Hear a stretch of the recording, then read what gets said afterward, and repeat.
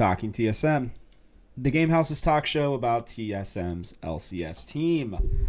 I'm Robert Haynes, your host and your guide into the world of TSM's LCS team.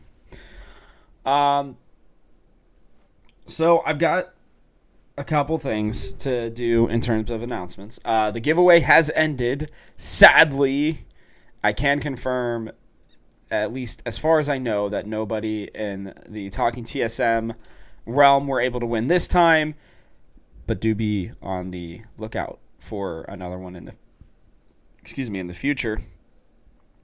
Also, I will hopefully have a cool sponsor announcement here sometime either next week or the week after. Very excited about that. Very excited to be able to bring that to you guys. So that'll be really cool. The other thing is, like I said on Twitter and in the Talking TSM Discord yesterday, I am a little under the weather. I apologize. I got a summer cold. My mother had it. Spending time with her. Then she passed it on to me, even though I was trying to stay away from her. I was like, stay away from me, woman. And it did not work, unfortunately. So I have been fighting a cold for the last couple days, basically since Monday-ish. I was starting to feel it coming on Monday when I was recording the podcast, and then definitely came on Wednesday. And so it's been kind of not fun, but, whatever. We're going to power through.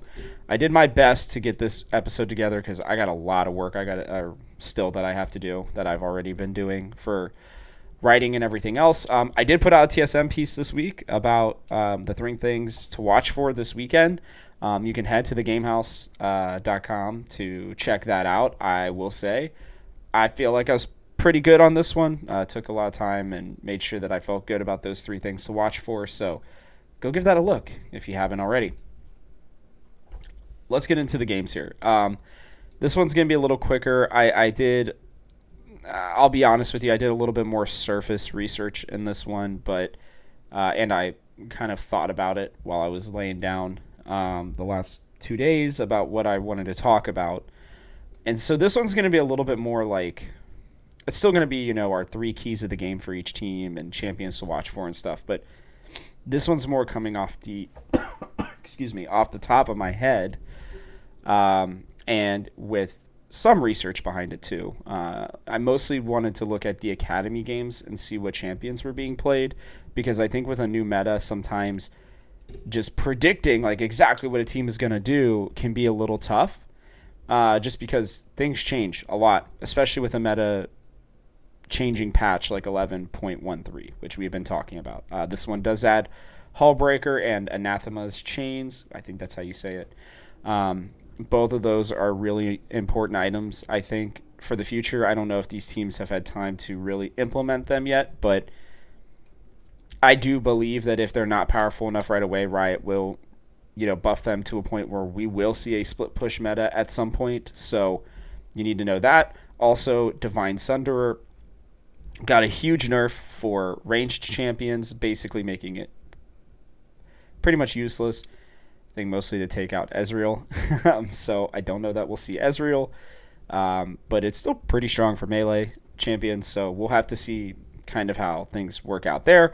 Also, Stridebreaker no longer has a dash. It has a really big breaking of the stride in terms of a slow, but it no longer has a dash either. So some pretty big changes to some things that we are very used to seeing. And so we'll have to see how this plays out. I did not see Stridebreaker or Anathema's Chains in the Academy League in the games that I looked at. I mostly looked at champions that could possibly use it.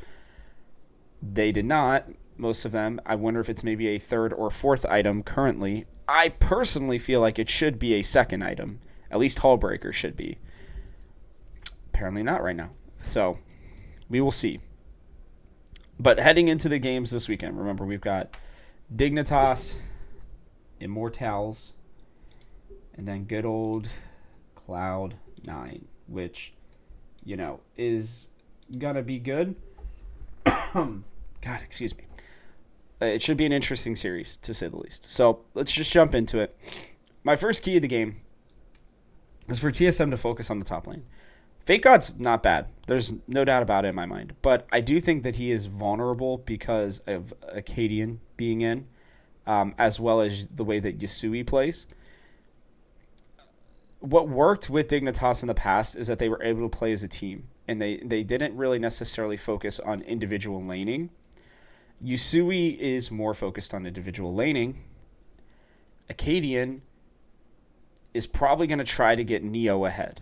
So that leaves Fake God available. And he's not somebody like Impact or Someday or even Huni who necessarily is able to rebound from getting focused heavily. If I'm TSM, I focus on Fake God like a lot, as much as I can, because I think that Huni has clearly been our win condition. I'm sure Dignitas might even be preparing for this, but they're going to quickly realize that Neo is probably their best win condition.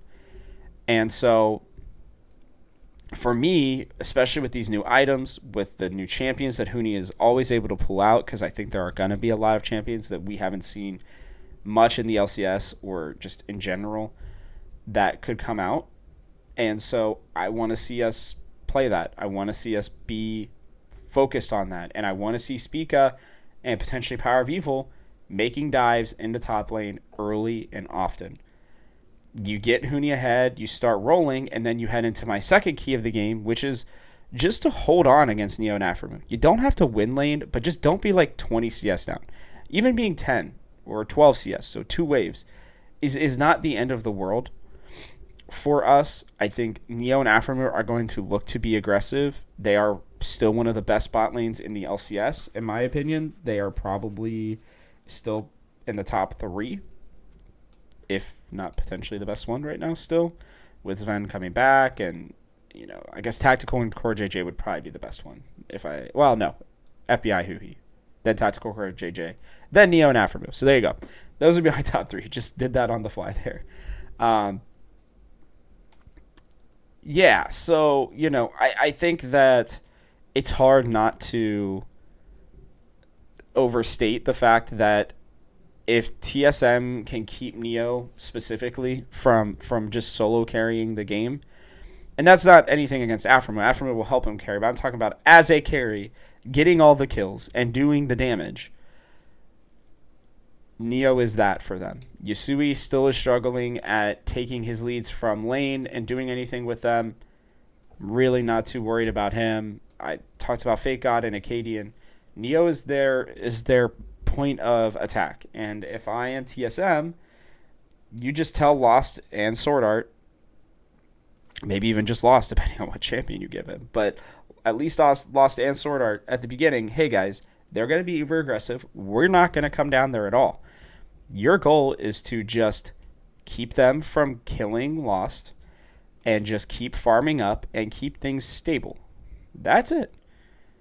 And then we will come to you once Huni is done dominating the top lane and has hopefully 3 kills, a tower to his name, and, we've been able to take Rift Herald and maybe sacrifice 1 dragon, right?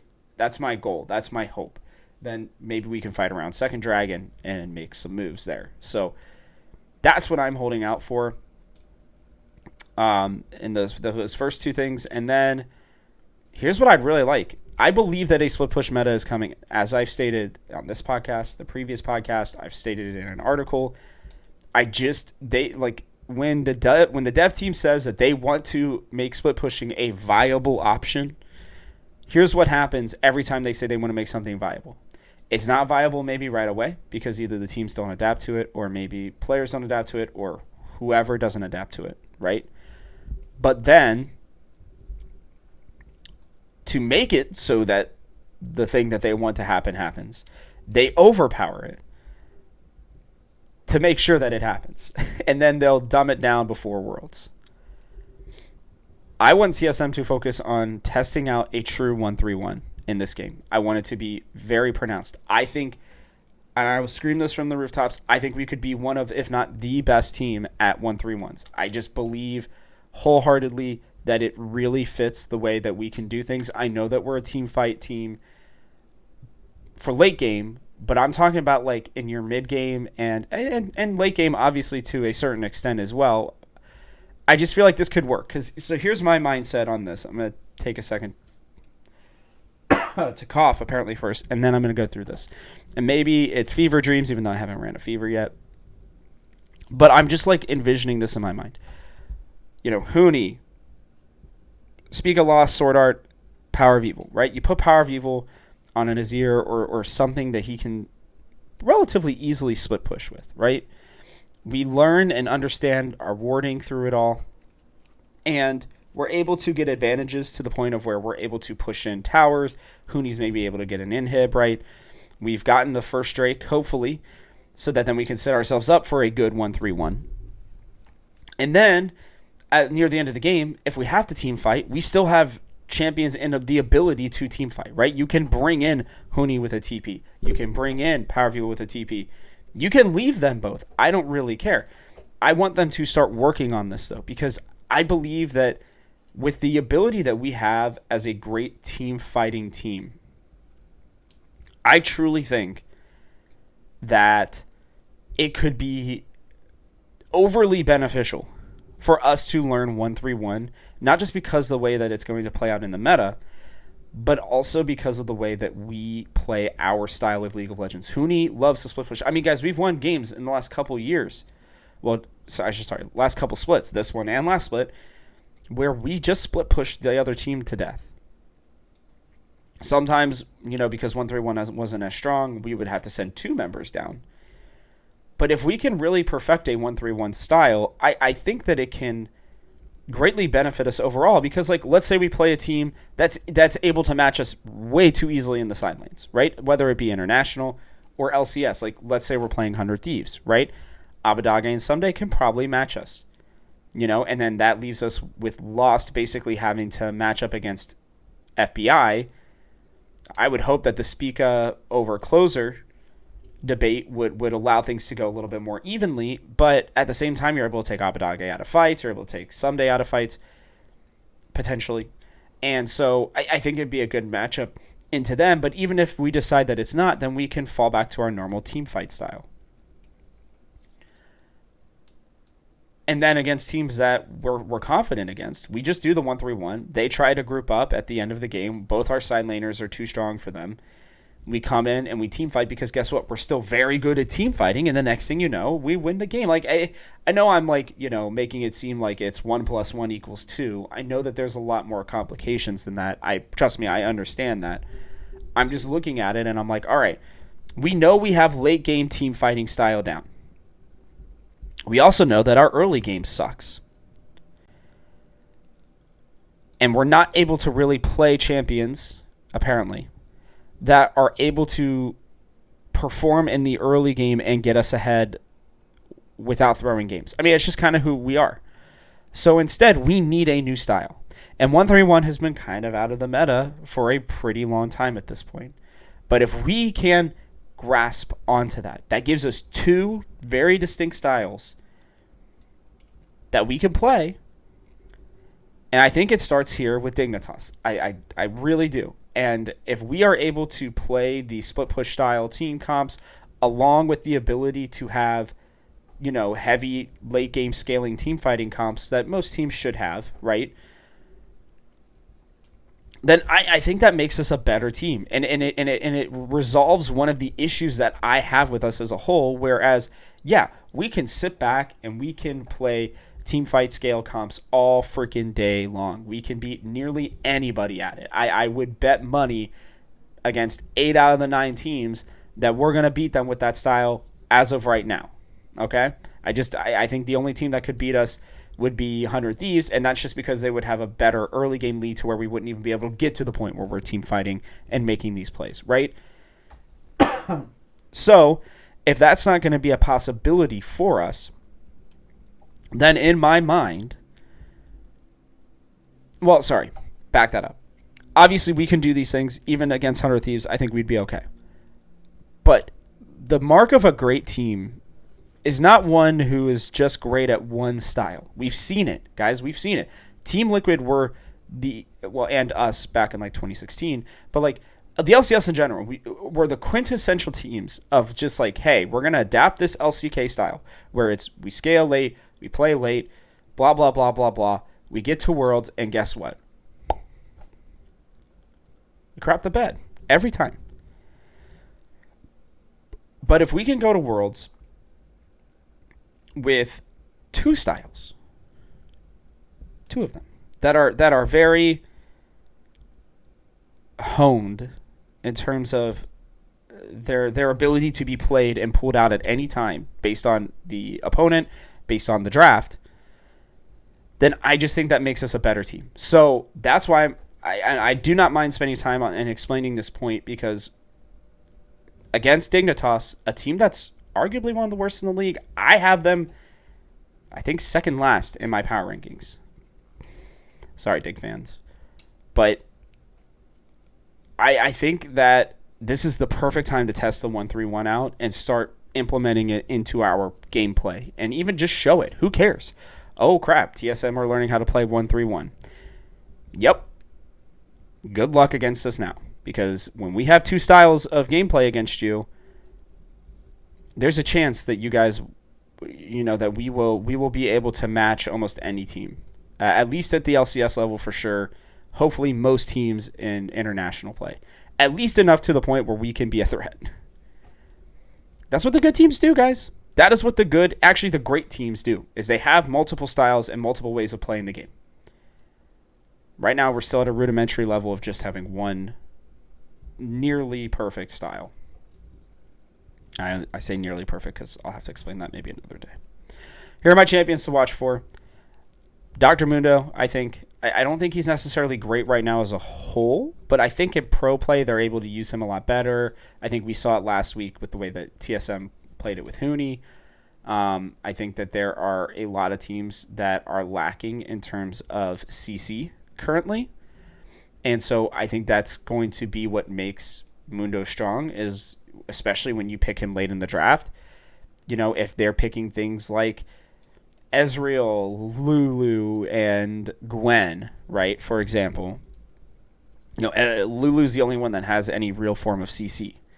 And even if you're able to play something like, I don't know, let's say top lane against a Camille maybe, or against a Renekton, or, something that has low to 1, in Renekton's case, version of CC, it makes him just all that much stronger. And in somebody's hands like Huni, where he can basically just ignore, one thing of CC, and you give him maybe Anathema's Chains, I don't know, that item that gets really great tenacity, and you can allow him to just kind of run through fights. I think that's just great. I really do. I could see it being great for us. Another champion I would love to see is Jax. Jax is getting played more. He's a split push god. I think being able to pull him out as a counter pick for Huni would be, I don't know, maybe OP. Goodness, sorry, give me a sec. Oh, goodness, guys. I really apologize for that. But, yeah, I mean, he's played Jax in his career. It hasn't necessarily gone well or bad. He's been pretty average, it would seem, in the foreign games that he's played it. But knowing Huni, I'm sure he could literally pick it up and crush with it, just because of the way that the champion works. I think that style just fits him really well. God, I didn't even think about this, but we could see Aatrox even. I just literally thought about that looking at Huni's playlist, or, champions. I think Irelia could use this item. God, there's just so many champions. Shen's fine. Camille is fine. Riven could very easily use this. Jace could use this item. Fiora. There's so many people that could use the split pushing. And if we're going to try out a 1-3-1, I still think Jax is the best one, but I'm giving you guys all these different. Trundle. Sorry, forgot. I think Trundle, especially depending on the matchup, could literally be a freaking nightmare for teams. Not only does he have his drain, he's got his slow. You put Hullbreaker on a Trundle with Divine Sunderer and the top lane, and good lord, best of luck. As long as they don't pick like a Quinn or, something that's going to be able to escape Mundo very easily, maybe like a Lucian in the top lane, which I also think could come out at some point, by the way. There's a lot of options, guys. This is going to be really interesting to see how things work out. And I think the LCS, TSM are a team that likes to bring out new things. We've already seen it. We were the first to play Mundo. We were the first to play Viego. I just think things like this are coming. So then there's also Kalista. Kalista's back in the meta. I think very much so. We've seen Lost have, basically 50-50 results on it so far. I think Neo's much better at it. Might be a champion worth banning. A lot of people are banning her. I think that it might not be a bad idea, especially, again, if you get into a 1-3-1 comp. She's really able to help you take dragons, man. Really help you, to get objectives. I mean, it kind of works out, and she's able to have great disengage. You put a comp of, like, her and Galio along with split pushing, tops and mids, and it could be a super not fun time for the opponent. So those are my champions to watch for in that first one. All right, moving on. IMT. Oh, by the way, I do this every time. Dignitas, I am predicting a win. This feels like a trap game to a certain degree. TSM start looking towards Immortals and Cloud9 for the rest of the weekend. Then you get a trap game of that, and it's kind of over. So, yeah. Anyways, moving on. Immortals, 3 keys to the game. I think letting Huni have counter against Revenge is going to be really important.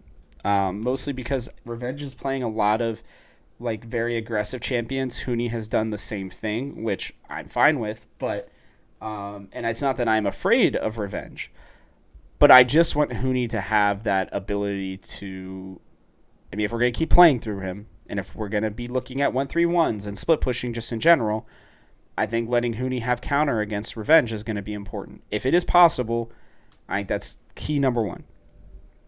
Number 2, watch out for the all-in comps. They are going to play them. They have already been playing them. Xerxes been looking a lot better. Revenge, again, has been looking a lot better. I think Insanity, most of the time, looks pretty good. I still feel that he's very underrated. But aside from that, then you have the bot lane Aussies, where I think that you can kind of just ignore them in most regards. So, the all-in comps come from the top 3 and Immortals. I think if you anticipate that and you can play around it, some great disengage comps I think could really screw Immortals in a pretty big way. I will say this, if TSM look at playing one of the best disengage comps or champions in Gragas, it really freaking better not be AP. That's all I'm going to say there, because you guys know how I feel about AP Gragas, and he's a total waste of time right now. If they're going to play Gragas into this, which is fine, I'd actually be totally happy into a comp against Immortals with a Gragas. It better freaking be tank Gragas. Because if they pick AP Gragas, I'm predicting a loss against IMT. Not even kidding. Just based on that one pick, I will predict a loss. I need to make a shirt, never go AP Gragas or something. If you guys think of a good shirt idea, let me know, because that's something that I think would be that'd be funny. All right, third thing here. Sorry, Immortals they're kind of a boring team. I don't know. I don't really see Immortals as much of a threat. I know we barely beat them last time, but there's just something about Immortals that they're just so forgettable, I guess. I don't know. It sounds terrible. God, maybe, I don't know. Maybe I'm just running through them. I feel like I'm going to regret this. We're going to end up going 0-3, aren't we? Holy crap. Key number 3 to Immortals. As bad as this sounds, just play our style of late game. They're going to try to play early game. I think if we just hold for the first 12 minutes, don't really give up any kills, maybe go 1 for 1, get a Drake, get a Rift Herald. Hey, we're good. I just, that's the way I feel against Immortals. I'm not all that worried about them. And I think if we play our style of late game that we have been perfecting, obviously not perfect yet, but that we have been perfecting is the word, getting there. I think that we just beat this team. Oh, God, excuse me. At least that's my hope. I think that we can kind of just wait for the late game. I think that Power of Evil's team fighting, along with Spica's ability to start the fights and Huni's ability to also make big plays, is enough for us to win out. And I think if you allow Sword Art to kind of roam around after the second Drake and make plays in the mid game like he normally does as well, I see no reason why we can't, snowball a mid game into a late game into a win. So that's the way I'm looking at it right now. Champions to watch for, Akali. We've been banning it. You have to keep banning it. Revenge plays Akali and looked pretty mean on it last week. Get rid of it. Again, Irelia. Don't know if they're going to play it. If they do, Jax is a great counter, just saying. But beyond that, they could play like a Shen or something else into it. But just in general, look out for her. If Revenge picks her, there's a lot of good counter picks that I think that Huni could play. Kai'Sa and Aphelios. More so because I want to see Lost on them. It looks like Kai'Sa's back in the meta to a certain degree. I think with Ezreal kind of getting out of the meta, I believe that Kai'Sa can kind of be back in. I saw Kai'Sa earlier today in a game that I played. I saw a Kai'Sa just in general looking still pretty good. She's not what she was, but I still think that she's very much available to be played. We've seen Lost have plenty of success on her. I would like to see them potentially bring it out because, again, I think Ezreal's going to probably be out of the meta. If they pick Ezreal, then maybe I'm wrong and the nerfs on Divine Sunder weren't enough, or maybe there's a new comp with him playing it, but I just don't see that happening right now. So, yeah. Other one's Aphelios. Aphelios got some nice buffs. From what I'm hearing, I mean, he's been getting played again. I think that he's one of those kind of game-changing champions, especially in the late game. I'd really like to see how Lost plays Aphelios, and I think that, in this new meta since the last time he probably played Aphelios, which I believe would have been on Academy, things would be a little different. So I want to see, I like this champion in general. I know everybody makes the 200 years memes, but whatever. He seems good to me. I would say bring him out. I love this. Spent like 15 minutes on Dignitas. To be fair, it wasn't all on Dignitas. It was more about 131. But I do that, and then I spend like 5 minutes on Immortals. I am predicting a win for us in this game. I think that it's going to be a potentially a banger again, but I do see us pulling this one out unless we play AP Gragas. Did you guys hear that? Who said that? Couldn't have been me. Nah.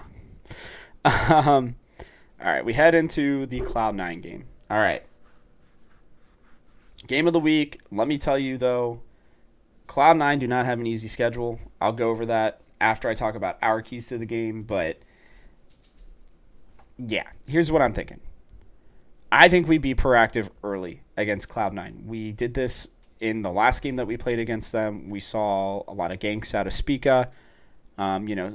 Some more towards Huni than anybody else, but it was still good to see us being proactive, seeing us making plays early. I mean, we dumpstered C9 the last time we played them. It was really not a very close game. And part of it was because C9 didn't really, I think, respect us. They played a weird comp into us. I think maybe they were trying to catch us off guard or something, but either way, I would like to see us pick not an early game comp, but a comp that we can be proactive on early. You get what I'm saying? A Xin Zhao, a Volibear.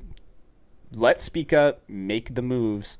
Let him be able to counter gank against Blabber, and I think that we will be very happy with the way things are played. So because of that, I think that this is like point, I guess, 1.5. Let Spica have counter pick if you can.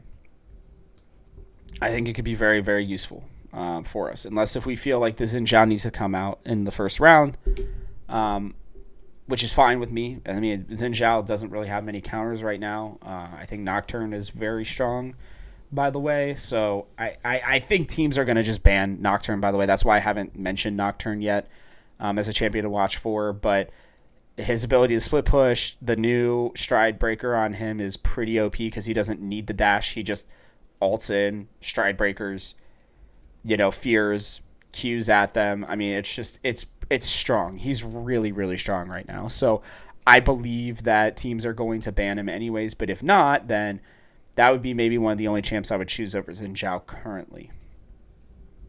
We'll see. Either way, be proactive, TSM. Let's make plays. Let's get C9 on their back foot, not the other way around.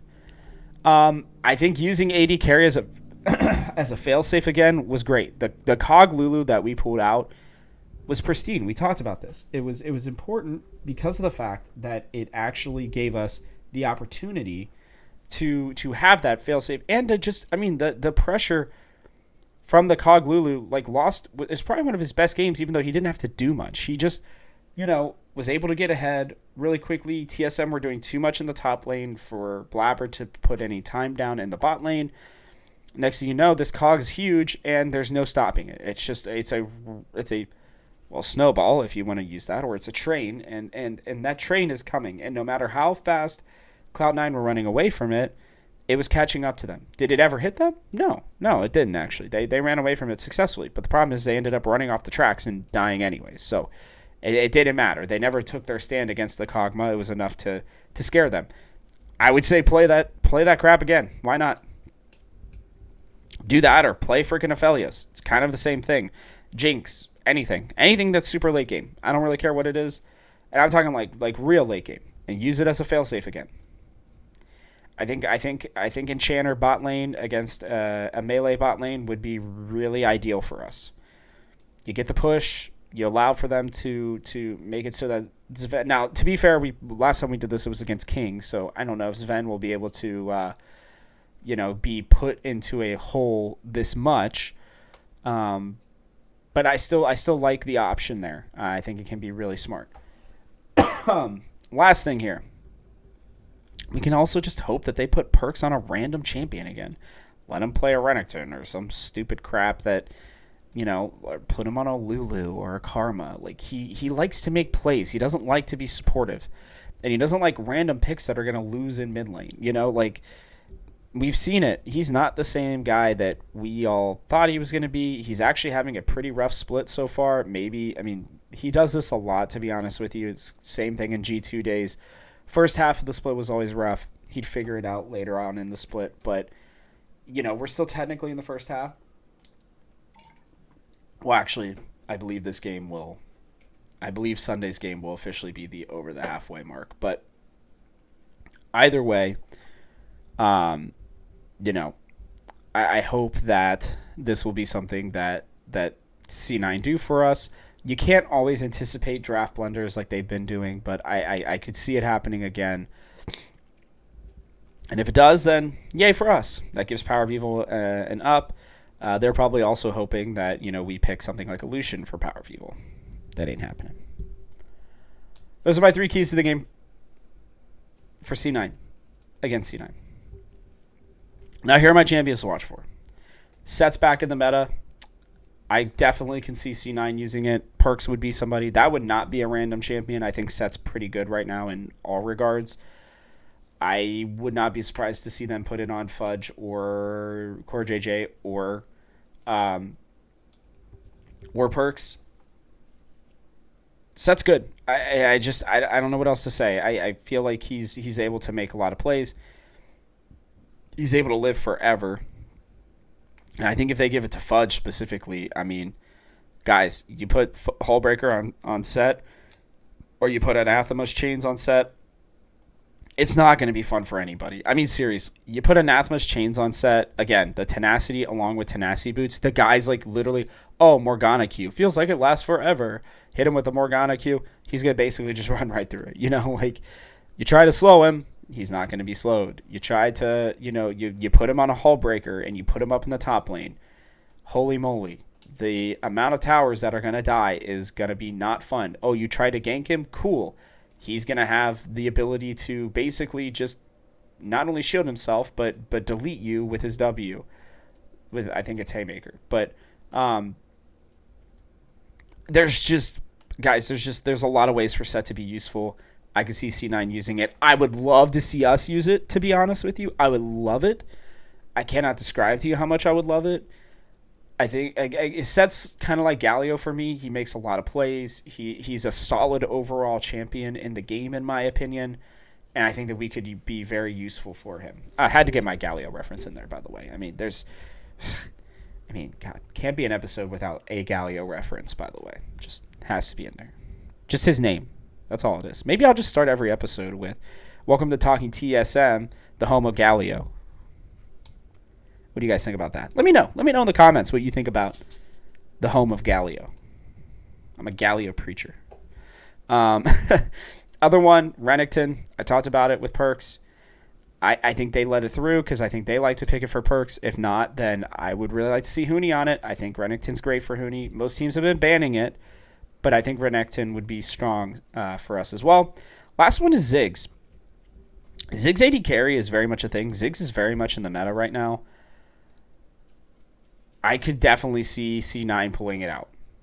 Whether it's on Perks, whether it's on Fudge, whether it's on Sven. Fudge not so much, but Perks and Sven definitely. I could see it happening. I'd love to see us play it. Man, give it to Lost. Give him the opportunity to make plays on that champion. I would love to see what he does with it, honestly. I think it could be a way for us to kind of change our thought process around him. And, I mean, it's there. It is in the meta. I can tell you right now. Ziggs can be played. It's been seen in Academy. He is available. I would love to see him pick. And especially, that's a 1-3-1 kind of champion right there. The man just bursts down towers. And if you have a hull breaker on one side and a Ziggs on the other side, those towers ain't got no shot. You'll have 2 towers down off of one bad team fight on both sides before you can even blink an eye.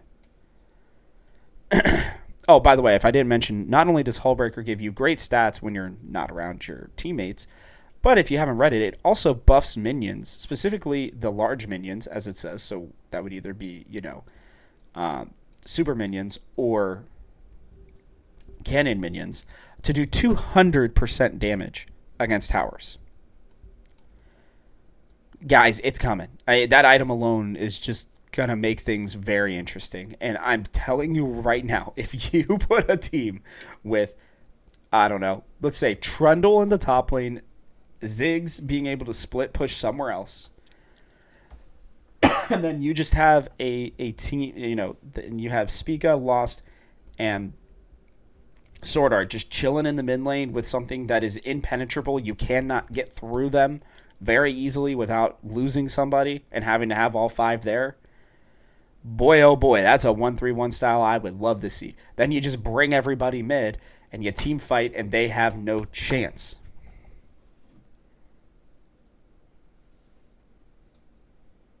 I don't know. That is my thoughts on it. And Ziggs is definitely there. I'm going to predict us to win, guys. Yeah, I am. I think C9 are still figuring things out right now. I think that we are currently the better team.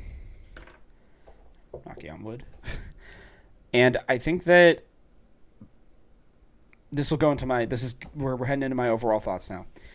I think that we've got to keep the pace because 100 Thieves have a pretty easy weekend, relatively. I think that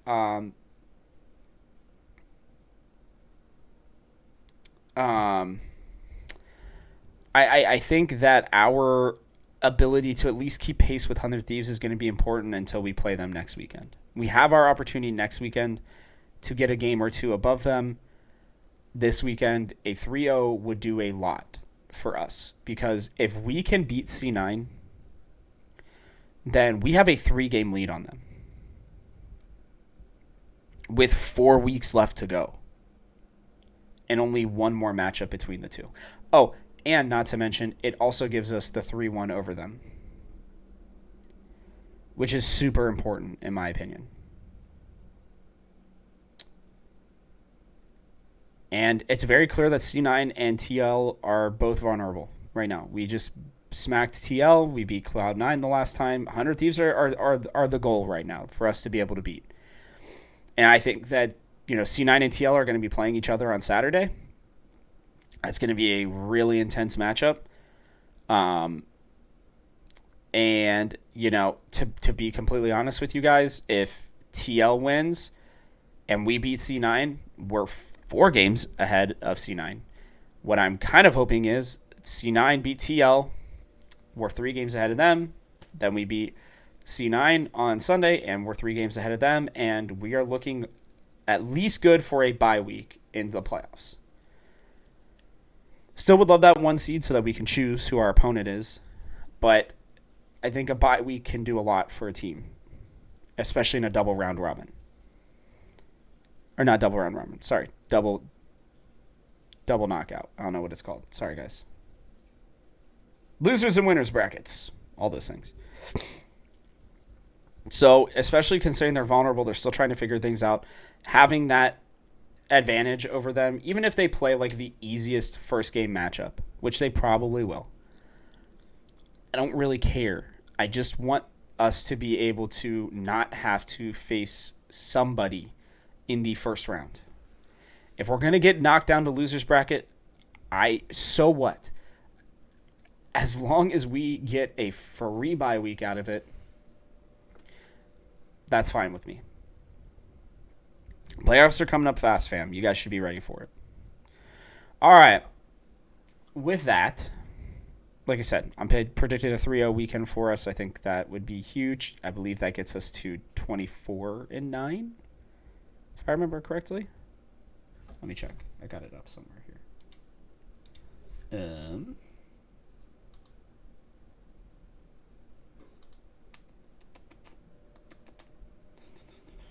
All right, pulling this up here. Yeah, I'll get us to 24-9 and 12-3 in the summer. It's pretty good, guys. That is pretty good. And yeah, somebody's going to have to win the C9 TL game. There are no ties. So whoever loses that game is going to be in a big pickle, especially if we go 3-0.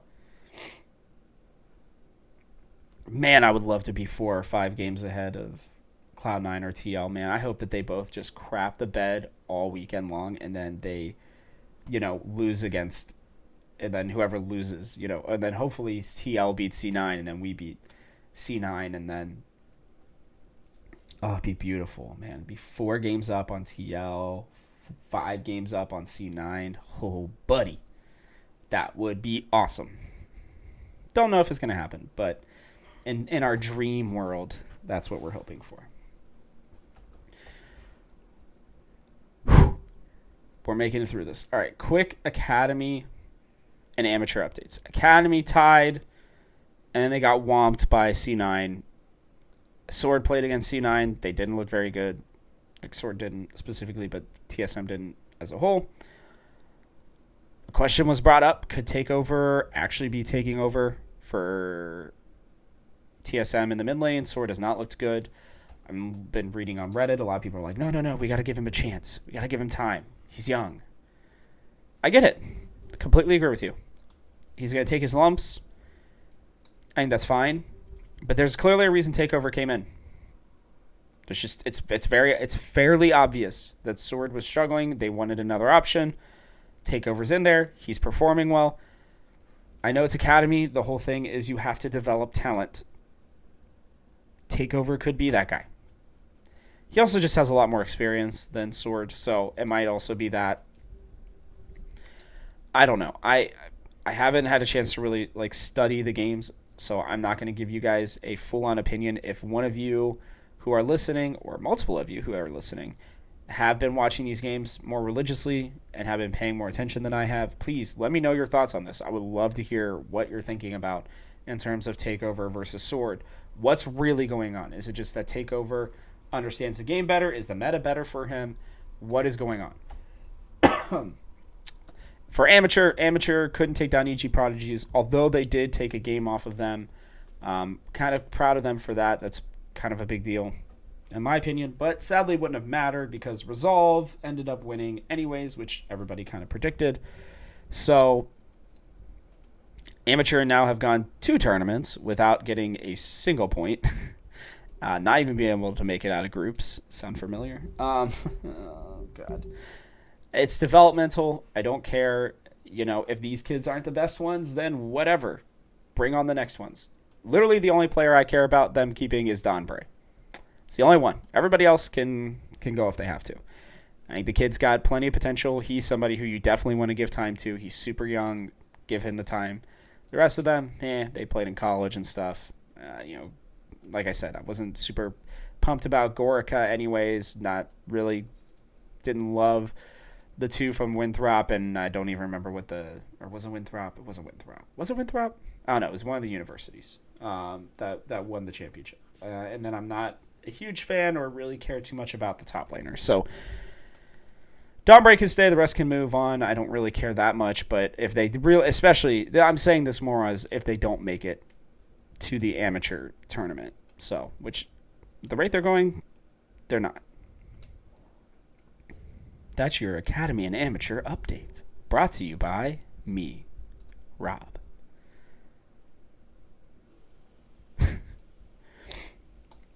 If you like this show, please take a second to like, subscribe, and comment if you're watching on our YouTube channel. Hit the bell icon so you don't miss another episode.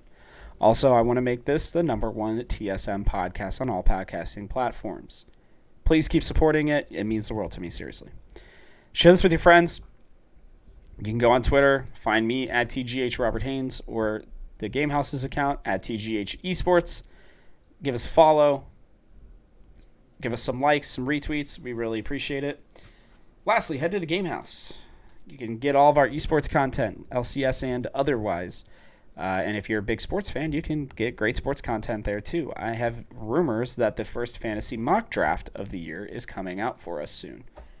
Potentially even by the end of the day. So, yeah, give that a look if you can. I think it might help your fantasy teams. With that, thanks for tuning in. As you all know, this show comes out every Monday and Thursday, and it is exclusively for your TSM ear holes. I'm Robert Haynes, and this has been Talking TSM. See y'all on Monday.